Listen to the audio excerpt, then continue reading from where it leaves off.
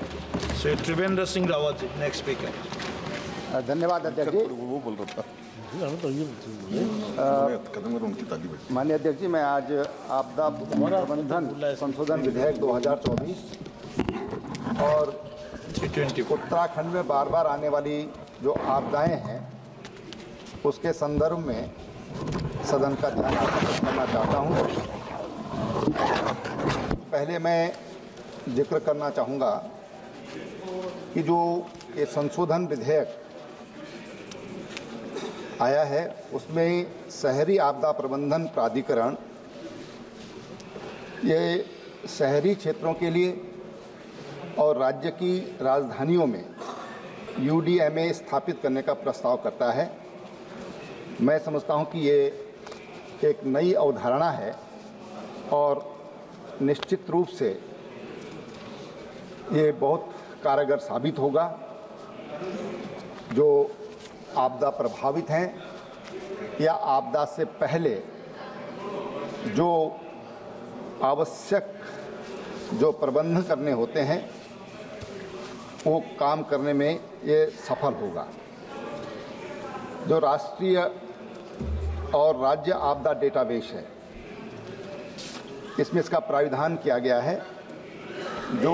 बेहतर जोखिम आकलन और संसाधन आवंटन में मदद करेगा। तीसरा जो विषय है राज्य आपदा प्रतिक्रिया बल SDRF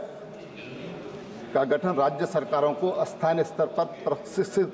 आपदा प्रतिक्रिया कर्मियों को तैनात करने की अनुमति देगा। ये बहुत ही महत्वपूर्ण है क्योंकि राज्य की जो परिस्थितियां हैं वो स्थानीय जो प्रशासन है वो ज़्यादा बेहतर तरीके से समझते हैं। निश्चित रूप से इसको राज्य को इसका तैनाती का अनुमति देने से इससे तमाम जो देश के राज्य हैं पूरे देश को इसका लाभ होगा। और विशेष रूप से जो पर्वतीय क्षेत्र हैं चाहे उत्तराखंड हो, हिमाचल हो, जम्मू कश्मीर हो या पूर्वोत्तर के राज्य हों, वहाँ पर आपदा प्रभावित स्थान अक्सर बहुत दुर्गम होते हैं और जब इस तरह की परिस्थितियाँ होती हैं तो कई बार वहाँ का जो नेटवर्क है वो भी प्रभावित होता है। सड़कें टूट फूट जाती हैं और उन पर आना जाना मुश्किल हो जाता है। वहाँ पर हवाई सेवाएं भी उस समय बाधित हो जाती हैं। ऐसे में मैं समझता हूँ कि जोखिमों का जो आकलन है और संसाधन आवंटन करने में ये आपदा डेटाबेस के आधार पर निश्चित रूप से प्रतिक्रिया बल जो हैं उनको मदद मिलेगी। जो शहरी योजना का प्रावधान किया गया है ये शहरी आपदा प्रबंधन प्राधिकरण स्थानीय स्तर पर योजनाओं को तैयार करेगा और उनका कार्यान्वयन सुनिश्चित करेगा। जो व्यवस्थाएं हैं उनको विकेंद्रित करने इसमें किया गया है। मैं समझता हूं कि विकेंद्रित करने से अधिकतम जो सामाजिक संगठन है, जो हमारा प्रतिक्रिया बल है, उसको इसमें इन्वॉल्व करके और जो जिम्मेदारियां दी जाएंगी और उससे जो स्थानीय आवश्यकताएं जो ज़रूरत होती है स्थानीय आधार पर वो ध्यान में रख करके ही और योजना आगे बनाई जाएगी। उससे जो प्रभावित जो लोग हैं उनको उससे मदद मिलेगी। जलवायु परिवर्तन और जोखिमों का आकलन विधेयक जलवायु परिवर्तन से जुड़े खतरों का नियमित मूल्यांकन करने पर जोर देता है जिससे जलवायु प्रेरित आपदाओं जैसे ग्लेशियर, लेक्स का फटना, फ्लड्स और अनियमित मौसम पैटर्न के लिए बेहतर तैयारी की जा सकेगी। ये आज जिस तरह की परिस्थितियां निर्माण हो रही हैं और कहीं ना कहीं आज देश और दुनिया ये महसूस कर रही है कि इकोसिस्टम उसमें कुछ परिवर्तन आ रहा है, मौसम में भारी बदलाव देखने को आ रहा है। ऐसी परिस्थितियों में ये जो अमेंडमेंट्स किए गए हैं उससे समय पूर्व आकलन करने में सुविधा हो। जो प्रारंभिक चेतावनी और निगरानी और इसमें एआई का इस्तेमाल करने की जो बात है, उससे जो दुर्गम क्षेत्र हैं जहां पर अकस्मात आपदाएं आती हैं और उनका कई बार पता भी नहीं चल पाता जब, और उससे बचने की स्थिति बहुत कठिनाई होती थी, उसमें एआई का इस्तेमाल करके और जो चेतावनी प्रणाली जो विकसित की जा रही है, उससे समय पूर्व जब चेतावनी दी जाएगी तो उससे जान माल का जो खतरा है वो बच सकेगा। पुनर्वास के बजाय पुनर्प्राप्ति सहायता, ये एक महत्वपूर्ण सुधार है और इससे आपदा जो पीड़ित हैं उनकी सहायता के लिए एक बहुत ही सकारात्मक सुधार ये किया गया है। माननीय अध्यक्ष जी, मैं कहना चाहता हूँ कि जो आपदा है इसके कारण जो हमारे नौनिहाल हैं, महिलाएं हैं, गर्भवती महिलाएं हैं, जो बच्चे अभी पढ़ रहे हैं, शिक्षण संस्थाओं में हैं, वो बहुत बुरी तरह उनका जीवन प्रभावित होता है, विशेषकर नौनिहालों का जीवन, क्योंकि आपदा के समय विस्थापन ये अनिवार्य हो जाता है और विस्थापन जहाँ पर हम करते हैं वहाँ पर उनकी जो शिक्षा है, उनका जो स्वास्थ्य है, उनकी जो देखभाल है वो प्रभावित होती है और उसके कारण यूनिसेफ पे अगर हम आंकड़े पढ़ेंगे तो वो बहुत चौंकाने वाले हैं। पिछले 10 सालों में लगभग 3,70,00,000 बच्चे इससे प्रभावित हुए हैं। उनका जो मानसिक विकास है वो प्रभावित हुआ है, उनका शारीरिक विकास ये प्रभावित हुआ है और उनकी जो परिवार का जो आर्थिक ढांचा है वो आर्थिक स्वरूप भी उनका पूरी तरह प्रभावित हुआ है। ऐसे में जो प्राविधान इस एक्ट में किए गए हैं, जो सुधार इसमें किए गए हैं, मैं समझता हूँ कि उससे निश्चित रूप से इन नौनिहालों को, और हम ये कहें कि देश के जो भविष्य है, जो भावी भारत है, वो भारत उससे सुदृढ़ होगा और वो देश के विकास में अपनी महत्वपूर्ण भूमिका ये आने वाले समय में वो बच्चे निभा सकेंगे। इसी तरह से जब आपदाएं आती हैं तो जो हमारे वन्य जीव हैं, जो वन संपदा है और बहुत ज़्यादा प्रभावित होती है। जो वन संपदा है, वन्य जीव हैं,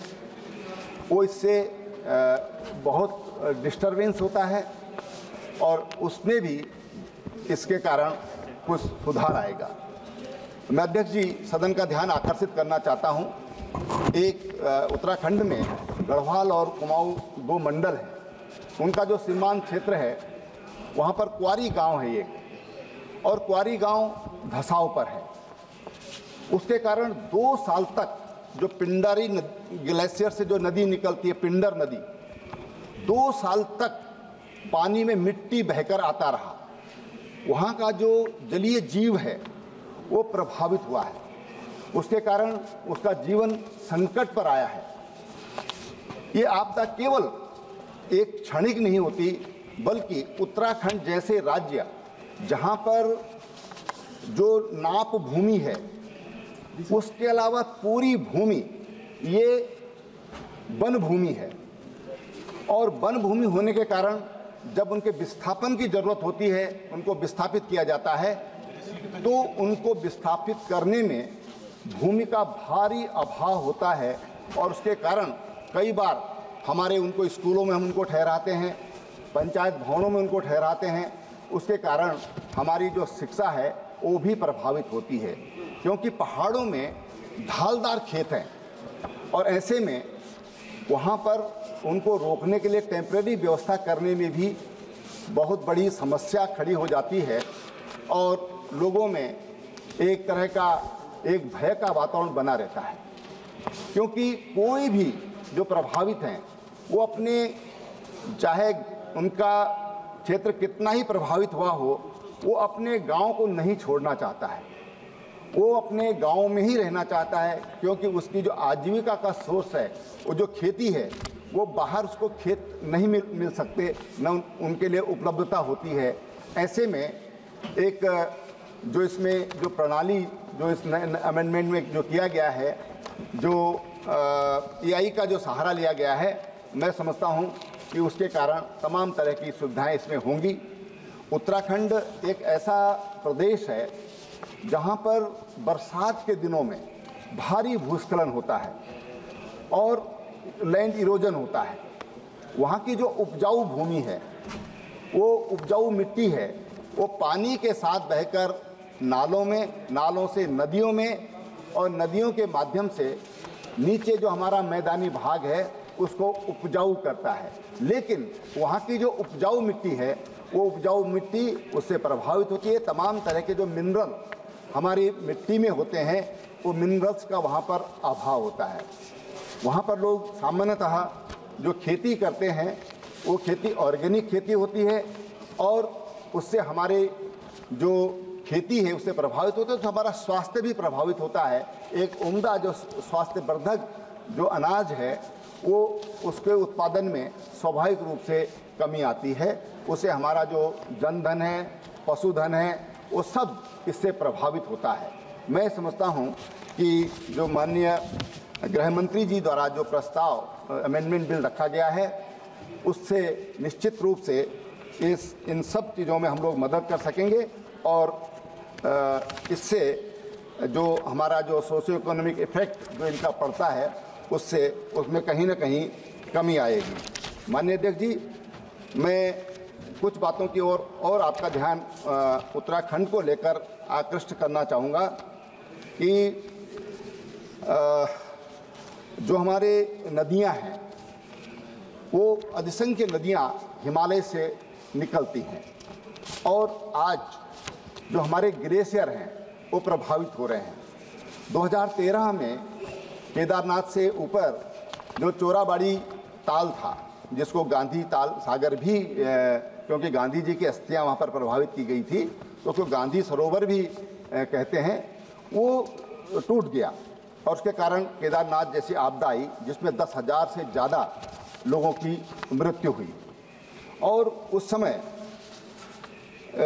मौसम इतना खराब था कि वहाँ पर पहुँचना, और तमाम रास्ते ध्वस्त हो गए थे, उसके कारण वहाँ पर पहुँचना भी काफ़ी कठिन था। लेकिन मुझे याद है उस समय हमारे जो प्रधानमंत्री जी हैं, वो गुजरात के मुख्यमंत्री थे, और वो गुजरात से केदारनाथ की आपदा में वहाँ सहायता करने के लिए सहायता का प्रस्ताव लेकर के और उत्तराखंड में आए थे। और उन्होंने क्योंकि सरकार ने उस समय उनको, कांग्रेस की सरकार थी, उनको कहीं पर उतरने की परमिशन नहीं दी, तो उन्होंने पूरा हवाई सर्वेक्षण किया, और लगभग 1.5 दिन वो उत्तराखंड में रहे, और उन्होंने उत्तराखंड सरकार को उस समय प्रस्ताव दिया था कि केदारनाथ मंदिर का जो पुनर्निर्माण का काम है, वो जो केदारनाथ जो ध्वस्त हो गया है, उसके पुनर्निर्माण का काम ये गुजरात करेगा। दुर्भाग्य से उस समय तत्कालीन सरकार ने इसको स्वीकार नहीं किया, लेकिन बाबा केदार के आशीर्वाद से उनको देश का प्रधानमंत्री बनने का मौका मिला, और उन्होंने केदारनाथ जी का पुनर्निर्माण किया। वहाँ पर आज बहुत बेहतर सुविधाएं, आज जो देश भर से जो श्रद्धालु वहाँ पर आते हैं उनको दिया। यही नहीं, जो बद्रीनाथ जी हैं, बद्रीनाथ जी में भी पुनर्निर्माण का काम मास्टर प्लान के तहत माननीय प्रधानमंत्री जी करा रहे हैं। माननीय प्रधानमंत्री जी ने वहाँ की आपदा को, वहाँ की पीड़ा को समझा, और स्पेशल ट्रेन से गुजरात से सहायता लेकर के और उत्तराखंड में उस समय भेजा था। उत्तराखंड के लोग उसको कभी नहीं भूल सकते हैं। उत्तराखंड के लोग ऐसे आपदा के समय में, जब वो देश के प्रधानमंत्री भी नहीं थे, गुजरात के मुख्यमंत्री थे, जिस संवेदनशीलता से उन्होंने उत्तराखंड के लिए काम किया, जितनी तत्परता से उन्होंने उत्तराखंड के लोगों के साथ वो खड़े नजर आए, आज उत्तराखंड के लोग उनके साथ खड़े नजर आ रहे हैं और आगे भी आते रहेंगे। माननीय अध्यक्ष जी, मैं कुछ विषयों की ओर और सदन का ध्यान आकर्षित करना चाहता हूं कि जिस पर मैं समझता हूं कि बहुत अधिक गंभीरता से ध्यान देने की ज़रूरत है। वो है जो अवैज्ञानिक तरीके से जो माफिया जो तत्व है वो खनन कर रहे हैं, नदियों को खोदा जा रहा है, उससे हमारे जल स्रोत प्रभावित हो रहे हैं। साथ में लगे हुए जो किसानों के खेत हैं वो उससे प्रभावित होते हैं। उनका पानी का जो तल है वो लगातार नीचे चलता जा रहा है। और इसलिए जो इस तरह की आपदाएं हैं उसका भारी नुकसान होता है। मेरा लोकसभा क्षेत्र हरिद्वार है और हरिद्वार में पिछले वर्ष की जो बरसात थी, हाँ धन्यवाद, आप भी हरिद्वार से हैं, तो उन्होंने जब भारी बरसात हुई तो उसके कारण हरिद्वार जनपद की जो शुगर मिल्स हैं, 3 शुगर मिलें वहाँ पर 60% गन्ने की खेती ये पानी में डूब गई और उसके कारण 40% पर ही वहाँ की शुगर मिलों ने काम किया। मैं ये उदाहरण देकर इस ओर आकर्षित करना चाहता हूँ कि नदियों के कारण और भारी बरसात के कारण, यानी कि जो गंगा जी का उसमें करंट होता है वो बिजली की तरह होता है, इतनी गति उसकी होती है, वो पानी खेतों में चला जाता है। तो गंगा और सोलानी जो नदियां हैं उनसे वहाँ के किसानों की खेती की सुरक्षा के लिए इन तटों को बांधना भी बहुत ज़रूरी है, ताकि किसानों को जो नुकसान होता है उस नुकसान से बचा जा सके, इस आपदा से किसानों को राहत मिला सके। क्योंकि वहाँ पर मैंने देखा, उस समय में वहाँ का प्रतिनिधि नहीं था, लेकिन मैंने अनुभव किया कि वहाँ पर जनप्रतिनिधियों का जाना बहुत मुश्किल हो गया। लोग गुस्से में थे क्योंकि उनका जो आय का सोर्स है, जो उनकी इनकम का मुख्य सोर्स है, उनके परिवार को चलाने का जो मुख्य आधार है वो खेती, उससे प्रभावित हुई। और इसलिए आपदा प्रबंधन से पूर्व जो आकलन, इस तरह के अनुभव जो आते हैं, उससे बचाव के लिए इन नदियों का बांधना भी बहुत ज़रूरी है, उनके तटों को मजबूत तटबंधों के द्वारा, ताकि जो किसानों की खेती है उसको बचाया जा सके। माननीय अध्यक्ष जी, उत्तराखंड में तमाम जो भूकंपीय आपदाएं हैं, भूकंप के कारण भी हमने देखा कि 1991 में उत्तरकाशी का भूकंप आया, उसके बाद चमोली में भूकंप आया, और लगातार, क्योंकि MCT पर उत्तराखंड है, जो मेन सेंट्रल थ्रस्ट है और जिसकी लंबाई लगभग, जितनी हिमालय की लंबाई है लगभग 2500 किलोमीटर है, उस सेंट्रल थ्रस्ट पर ये उत्तराखंड और तमाम हिमालयी राज्य ये रहते हैं, वहाँ पर लोग निवास करते हैं। लेकिन जानकारी के अभाव में वो लोग वहाँ पर उन स्थानों पर अपने घर बना लेते हैं, अपनी दुकानें बना लेते हैं, अपनी व्यवस्था कर लेते हैं। तो मैं सदन का ध्यान माननीय अध्यक्ष जी आपके माध्यम से आकर्षित करना चाहता हूं कि MCT पर उसके बारे में लोगों को बताया जाए और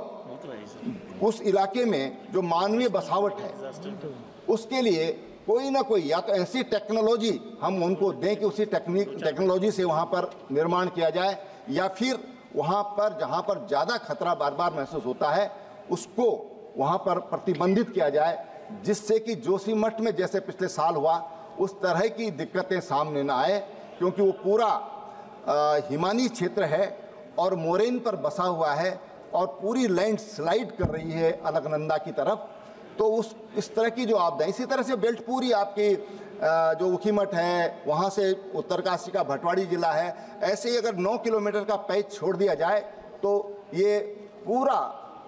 उत्तर पूर्व की ओर, उत्तर पश्चिम की ओर लगभग 2500 किलोमीटर लंबी ये बेल्ट है। इस पर हमको वहाँ के लोगों के बीच में समय समय पर वहाँ की राज्य सरकारें उससे लोगों को जागरूक करें, अवेयर करें, ताकि जो मानव क्षति है, जो हमारी पशुधन की क्षति है, जो खेती की क्षति है,